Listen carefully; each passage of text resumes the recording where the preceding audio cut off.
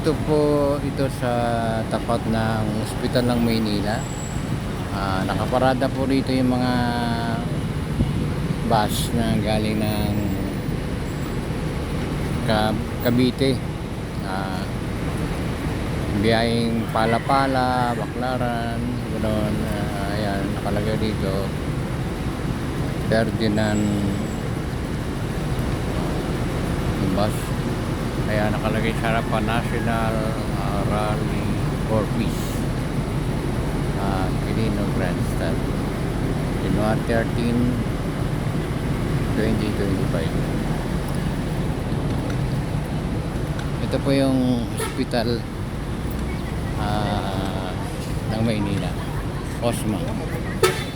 So andito po yung mga bus kasi marami po kasi yung mga bus na inarkila na manggagaling sa ibang lugar, ibang probinsya. May kanya-kanya designated area siguro yung mga bus. Yung mga taga-Cavite siguro dito sa Quirino Avenue. So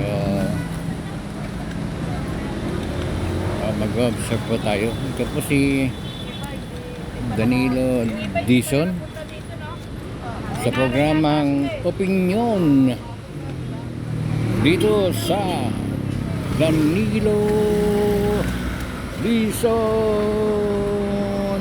TV. Palakpakan. Doon naman sa kabila, sa itatawid kami, nandun nakaparada yung parang galing to ng Taguig. Siguro Taguig o Makati. Narkila yung mga model jeep. Ayan, yun nakaparada.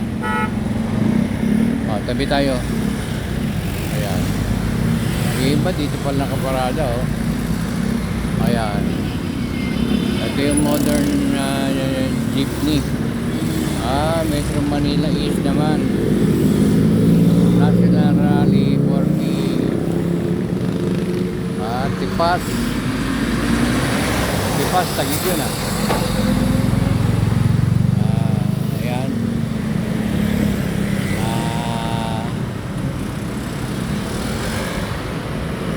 Punta nga tayo sa bandaron, Vicky.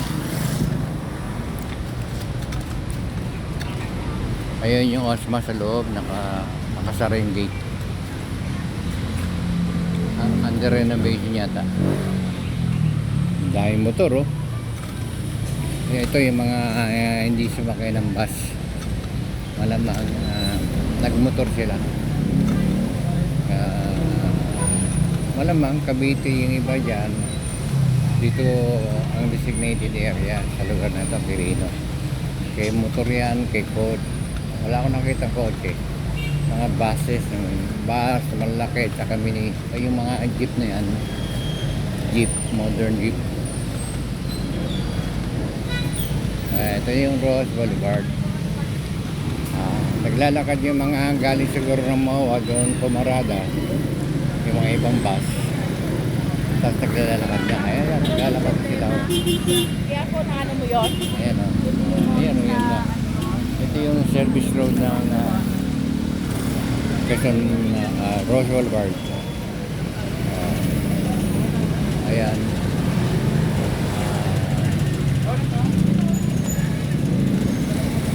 Ito, Quirino Avenue. Corner, Rose Boulevard, corner, Quirino Avenue. Ito. Ayan, ha. Quirino Avenue. So, tatawid kami. Sige, libre yan. Walang bayan dyan. Walang bayan ko, walang bayan. Kuha ka, Biggie.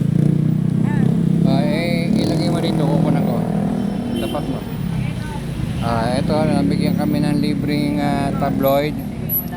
Ang banner nila, headline, SWS survey says impeach Sara, approve sa mayor o approve sa mayorya. Tapos nakalagay dito on the run, a hitman gives one last confession. Tapos dito Mandindupa Court, pinapatigil na pagpapakalat ng movie trailer ng The Rapist of Pepsi Paloma. Ito, Alex Yala, makamit, pinakamataas na ranking sa WTA. Okay? Bigay mo sana ito.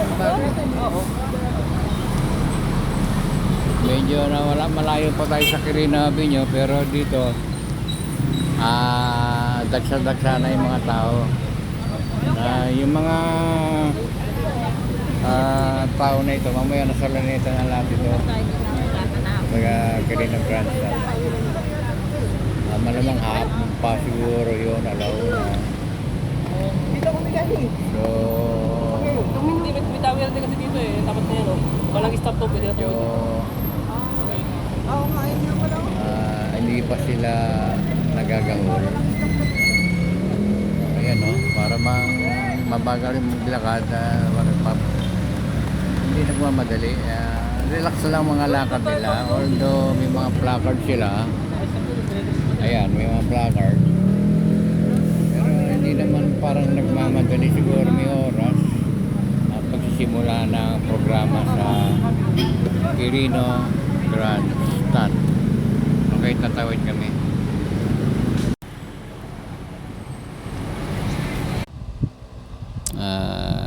Karapatan po nila yon, tayo po ay demokrasyang bansa. Kung sa palagay nila sila ay dinikipit, meron ilang institution na pwedeng lapitan o puntahan para sa tingin nila pwede silang dinggin o magreklamo. Kaya po ganda po nangyari. Gayon pa man, may mga ilang pumunta ron na parang yung iba hindi naman yata kumbidada pero nagpunta pa rin.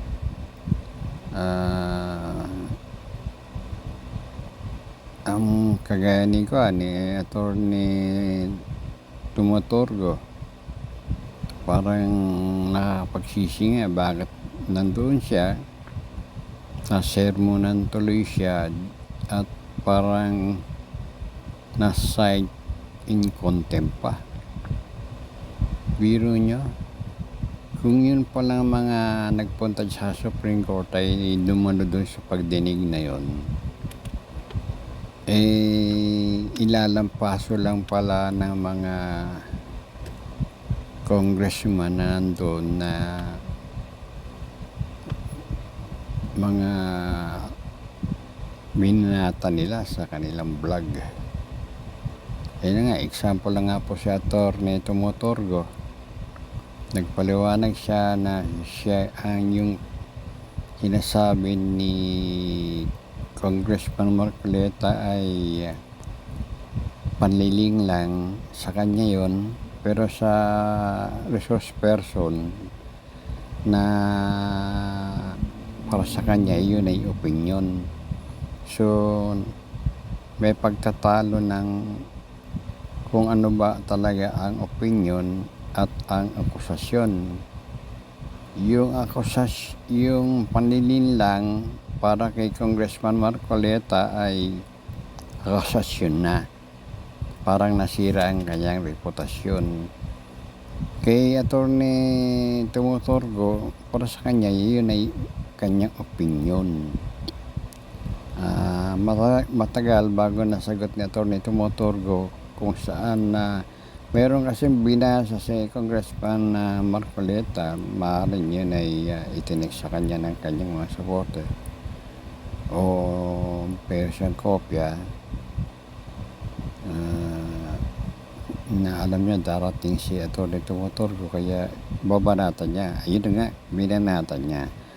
So personal po yun ang nangyari kasi po yung kongreso, yung TRICOM, kaya po yan nagpatawag para gumawa ng batas na sa palagay nila makapag-restrict yung mga vloggers sa kanilang pagtatrabaho na kagaya ng KBP.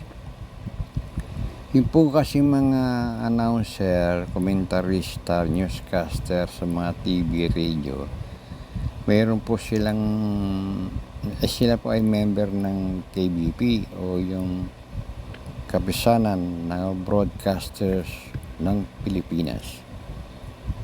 Ang mga estasyon po ng radyo, pati yung kanilang mga tauhan, newscaster, ang mga TV announcer or reporter, MC ay membro po yan membro sila ng KBP.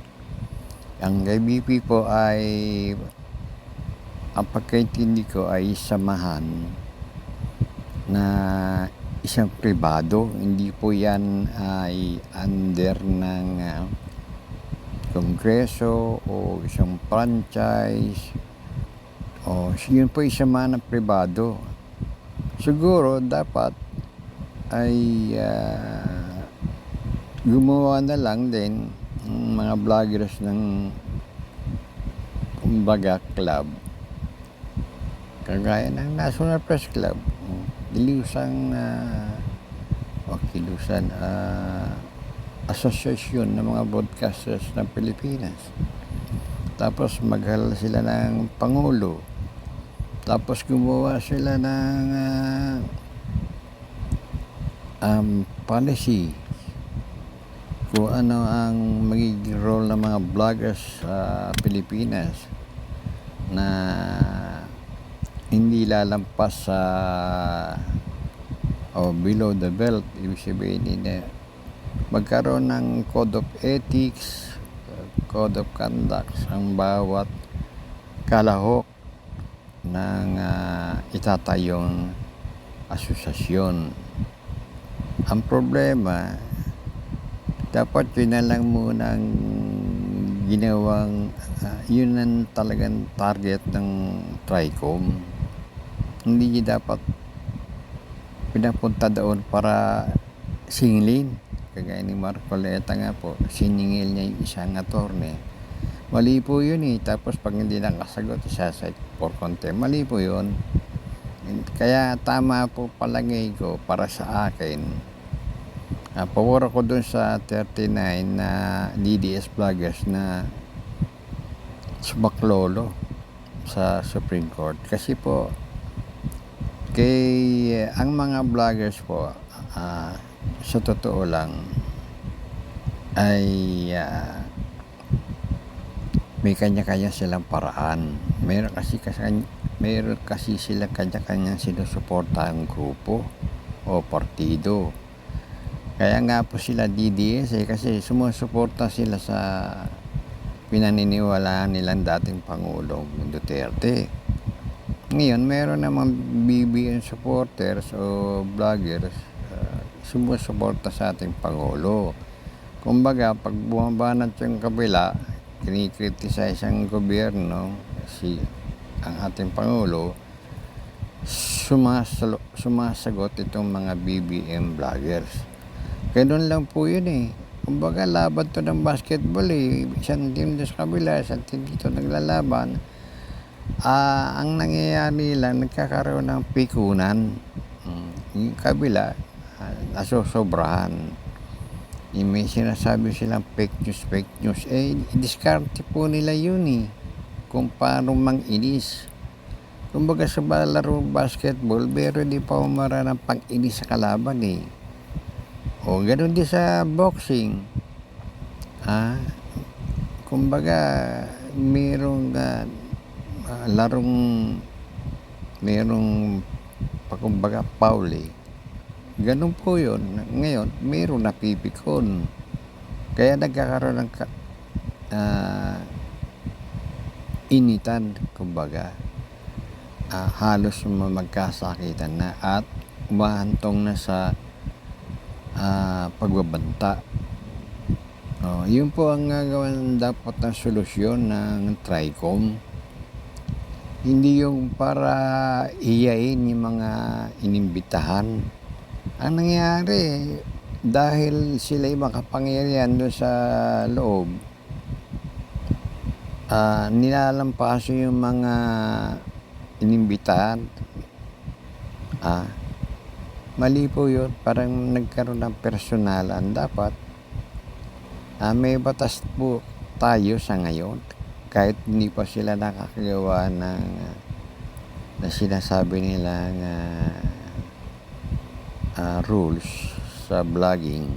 Meron na po kung sa palagay ni Congressman Marcoleta ay panliling lang, yung salita panliling lang ay paninira na sa kanya, meron tayong batas, meron tayong cyber libel. Pwede niya apply yun mag-personal silang dalawa. Wag yung nakapubliko sisiraan mo yung tao, sasabihin mong bakit ka naging abogado, hindi ka dapat naging abogado, hindi ka dapat nagtuturo. Tignan nyo. Paano kung yung mga dumunod dyan ng 39 meron nasabi na hindi maganda? Di na-contempt yung mga yun. Walang kalaban-laban dahil na-hostage sila sa house. Kaya ako po, tama lang po yung ginawa ng mga DDS vloggers. Although meron akong hindi mga nakikita sa kanila na talagang hindi po fake yung sinasabi nila, mga diskarte lang yun. Kung meron pang kumbaga, meron kasing tinatamaan. Sa palagay nila, nababastos yung kanilang idolo na sa BBM. Sa kanila yun ay below the belt of fake news. Pero yun po yung mga diskarte nila, yun po ang gagamutin ng TRICOM. Hanapan ng solusyon, hindi binggensahin o personally yung mga dumadalo dyan sa TRICOM. Dapat po hindi po dapat ginagawa ng isang congressman sa mga inimbitahan lang, tapos gaganon ninyo. Tatanungin, pag hindi nakasagot, sabihin nyo cited in contempt ka, kulong ka, biro nyo. Kaya tama na siguro hindi naman yung DDS vloggers na 39 baka makulong pa nga lahat yun Ayan. Kasi dahil galit sa galit kayo, na personal kayo, sa tingin nyo tinamaan kayo, balik sibuyas kayo, yun. Timo, yung isa pa, Congressman Abante, tinira rin yung isa. Ibig sabihin, nagkaroon na ng personalan sa loob. Imbis na ang pag-usapan nila paano gumawa ng batas para kontrolin ng mga vloggers, nagparusan muna sila parang mali Kung meron ba silang nasabi na laban sa inyo, sa palagay nyo nasira yung inyong reputasyon, dapat pinersonal nyo na lang. Nung mismong nabalitaan nyo kung kailan nyo nangyari yun, gumawa na kagad kayo ng aksyon. Ginawa nyo ba? Hindi, di ba pinalampas nyo? Tapos nung dumating sila dyan, susurpresahin nyo, doon nyo tinira. Parang mali, palagi ko sa akin lang po, mali po yung ginawa ni Congressman Marcoleta. Actually nga po, siya pala yung taga INC. Yung pong INC, yung rally nila sa Luneta nung kailan, National Rally for Peace. Akalain mo, umakat pala sa entablado yun at pinayagan naman. Tapos parang may pahaging sa gobyerno tungkol sa presyo ng kamatis. Magkano ba sinabi niyang presyo ng kamatis? 20 ba? 40 isang piraso.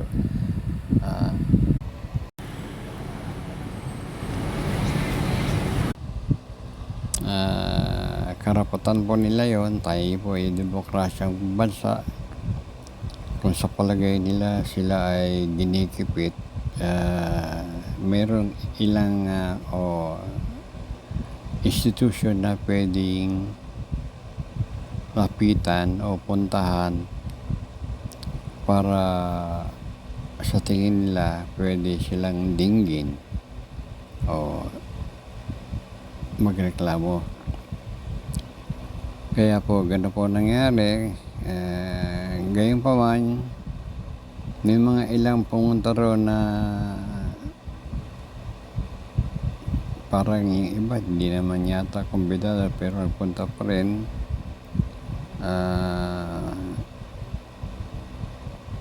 Ang kagaya ni Attorney Tumotorgo, parang nakapagsisi nga bakit nandun siya, sa sermonan tuloy siya at parang na-cite in contempt pa. Biro nyo, kung yun palang mga nagpunta sa Supreme Court ay dumano dun sa pagdinig na yun, ilalampaso lang pala ng mga congressman na nandun na mga binanata nila sa kanilang vlog. Ayun nga, example lang nga po si Attorney Tumotorgo. Nagpaliwanag siya na siya ang yung sinasabi ni Congressman Marcoleta ay panliling lang sa kanya yon, pero sa resource person na para sa kanya yun ay opinion. So may pagtatalo ng kung ano ba talaga ang opinion at ang akusasyon. Yung panlilin lang para kay Congressman Marcoleta ay akusasyon na. Parang nasira ang kanyang reputasyon. Kay Attorney Tumotorgo, para sa kanya, yun ay kanyang opinion. Matagal bago nasagot ni Attorney Tumotorgo kung saan meron kasi binasa si Congressman Marcoleta, maaaring yun ay itinik sa kanya ng kanyang mga supporter o pero siyang kopya na alam niya darating si Atty. Tumotorgo kaya babanatan niya. Ayun nga, binanatan niya. So personal po yun ang nangyari kasi po yung kongreso, yung TRICOM, kaya po yan nagpatawag para gumawa ng batas na sa palagay nila makakapag-restrict yung mga vloggers sa kanilang pagtatrabaho, nakagaya ng KBP. Yung po kasi mga announcer, komentarista, newscaster sa mga TV, radio, mayroon po silang sila po ay member ng KBP o yung kapisanan ng broadcasters ng Pilipinas. Ang mga estasyon po ng radyo, pati yung kanilang mga tauhan, newscaster, ang mga TV announcer or reporter, MC ay membro po yan membro sila ng KBP. Ang KBP po ay ang pagkaintindi ko ay samahan na isang pribado, hindi po yan ay under ng kongreso o isang franchise o yun po isang mga pribado. Siguro dapat ay gumawa na lang din ng mga vloggers ng kumbaga club kagaya ng National Press Club, kilusang asosasyon ng mga broadcasters ng Pilipinas. Tapos maghalal sila ng Pangulo. Tapos gumawa sila ng policy kung ano ang magiging role ng mga vloggers sa Pilipinas na hindi lalampas sa o below the belt. Ibig sabihin magkaroon ng code of ethics, code of conduct ang bawat kalahok ng itatayong asosasyon. Ang problema, dapat yun na lang munang ginawang yun ang talagang target ng TRICOM. Hindi niya dapat pinapunta doon para singilin. Kagaya ni Marcoleta nga po, siningil niya yung isang attorney. Mali po yun Tapos pag hindi nakasagot, isasite for contempt. Mali po yun. Kaya tama po palagay ko para sa akin. Pabor ako dun sa 39 na DDS vloggers na sumaklolo sa Supreme Court. Kasi po, ang mga vloggers po, sa totoo lang,